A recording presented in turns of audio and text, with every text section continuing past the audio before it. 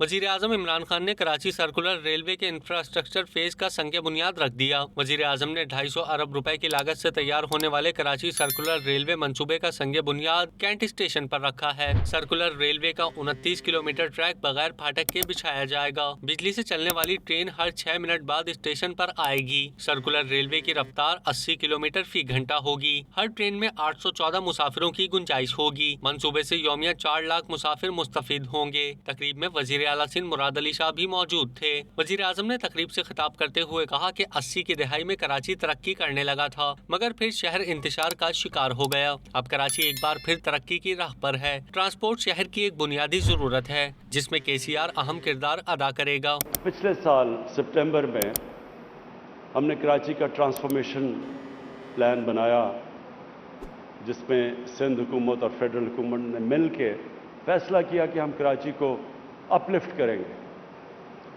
تو یہ بہت امپورٹنٹ صرف کراچی کے لیے نہیں پلان، یہ سارے پاکستان کے لیے ہے۔ اس کا جو فائدہ ہے وہ سارے پاکستان کو ہوگا۔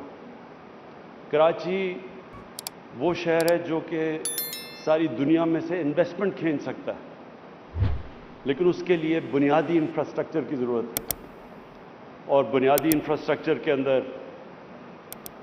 جو سب سے امپورٹنٹ چیز ہوتی ہے وہ ایک شہر کی ٹرانسپورٹ سسٹم ہوتا ہے، جس کے اوپر بدقسمتی سے جس طرح کی انویسٹمنٹ ہونی چاہیے تھی وہ نہیں ہوئی۔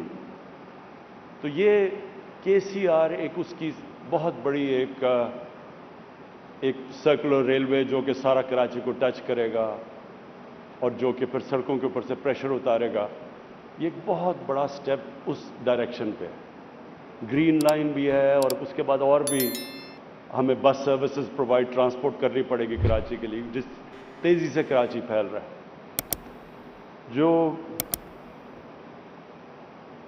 کراچی کا دوسرا بہت بڑا مسئلہ وہ پانی کا ہے، اس میں میں نے ابھی آنے سے پہلے وابڈا کے چیئرمین سے بریف لیا تھا۔ وہ سمجھ رہے ہیں کہ آن ٹریک ہے، وہ جو اب انہوں نے ڈیٹ دی ہوئی ہے وہ سمجھتے ہیں کہ ہم انشاءاللہ 2 سالوں تک کراچی میں K4 کے ذریعے پانی پہنچا سکیں گے، جو انشاءاللہ کراچی کے لیے ایک بہت بڑی نعمت ہوگی۔